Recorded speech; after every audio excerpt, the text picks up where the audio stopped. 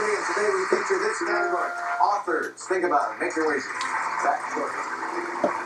All right, well, until about 4 clues ago, we had a really interesting situation, and it's still interesting. It'll be fun to see what happens. Welcome to the Final Wager. I'm Keith Williams, and I can't believe they put Arbor Day as a $2,000 clue. And I also can't believe they gave a map of Jordan. Sometimes I don't get it.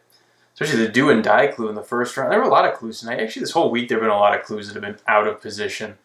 The do and die should have been at the bottom for multiple reasons. One, it's from, well, it's more obscure than green eggs and ham, I can tell you that much. And two, it's easily messed up, as all 3 of our contestants tonight saw.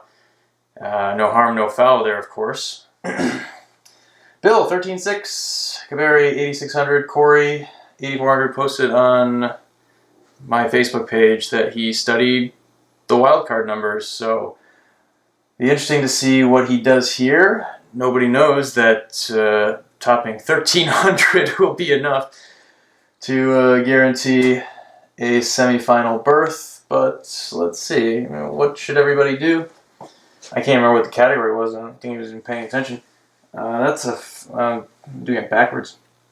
Well, I guess I'll max out Bill at 5,000 anyway. Let's see, Kaberi doubles up to be 17.2, so I don't need to do that. 36.01 for Bill. If Kaberi wants to cover Cory, that's 82.01. She could go for more if she wants. She doesn't think that that's going to be enough for a wild card. I don't know what Cory has in mind here. I would definitely go for at least 1,600. Maybe 1,603, just in case someone gets tricky.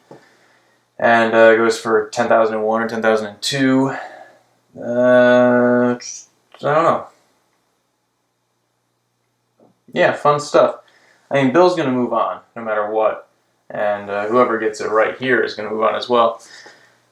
Didn't really take notes tonight. Cory's from Mystic, where my parents met and got engaged, which is cool. I love that town.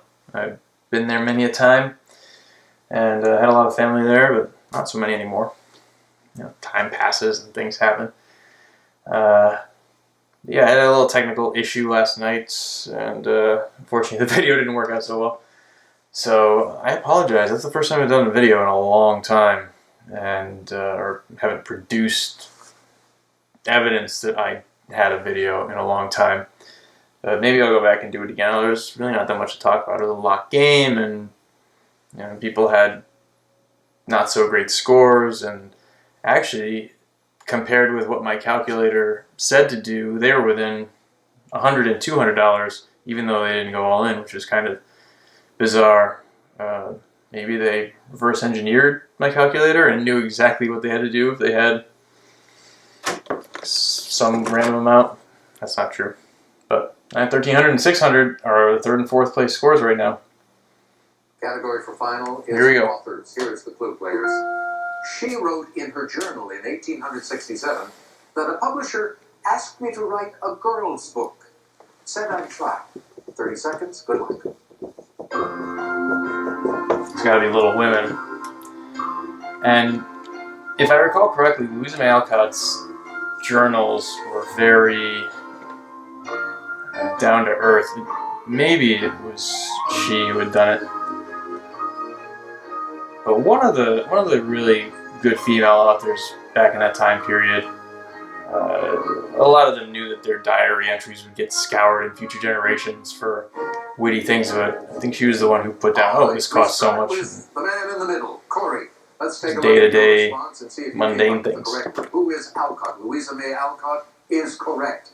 And Yeah, almost double your score. Let's go to Kaberi. She had 8,600. She came up with Louisa May Alcott too. And she added 3,000, taking her up to that'll be good. 11,600. She's going to sweat for the next 20 seconds, He's though. not happy now. Why?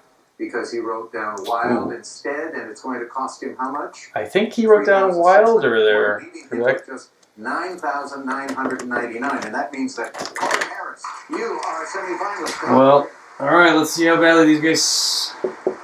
Congratulations to you. And now Yeah. Bill better have those sleeves up because he's sweating big time right now. Jason Strelacki, Somerset, New Jersey. Jill Silver, Des Moines, Iowa. Peter Buckle, Minneapolis, Minnesota. And now, ladies and gentlemen, those 4 wild card spots will go to these players. Lauren Gilmore, Lake Wales, And Florida. that means there's two spots left. And echoing something I said at the beginning of this program, these two will join them. Kaberi and Bill. Come on over. All right, folks, that's it for us for today. Remember, next week we'll see you all in Washington, D.C. So long, everybody. That's fun. I think someone had come up with a hypothesis that Friday games tend to have more wild cards. I can't remember. I think it did this, but that would definitely be some anecdotal evidence in favor of the easy Friday final. I'll have to look into that just to see what the get rate is on Friday clues, but that was way easier than at least 2 of the clues this week. I can't remember what the first one was. I thought that was pretty straightforward, and the 4th one yesterday, the P.T. Barnum one, that was pretty straightforward as well. But I would say that this one was the easiest of the week. It's all random though, who knows? And the get rate here was only 2, so it doesn't prove anything. But they all had the scores they needed, and they're all moving on. For some reason, my radiator is making noise right now. It's May 6th, and it's not freezing, so might be a hot one here in my apartment tonight. We'll see. Alright, that's enough out of me. We, all 9 of our semifinalists and the unfortunate alternate will now board a private jet to fly directly to Washington, D.C. so that they can all tape shows next week. Yes, that's how it works on Jeopardy. And I'm excited to watch and find out who wins the whole thing. Have a great weekend. We'll see you Monday right here on the Final Wager.